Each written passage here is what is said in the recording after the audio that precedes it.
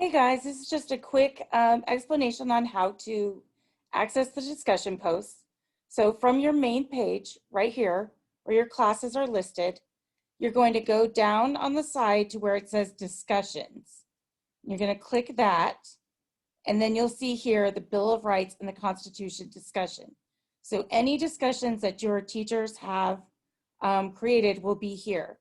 You click on it, and then it shows you a little box where you would type your choice or whatever your answer is to the discussion post. And then after you type it, you're going to click add comment right here.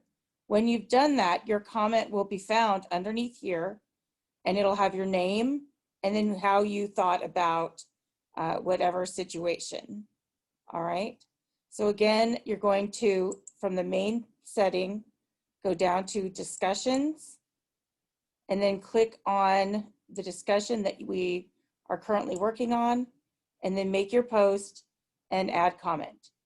I'm posting this on YouTube, and I will be posting it here on CTLS. I hope this helps. Let me know if you're still stuck. Bye.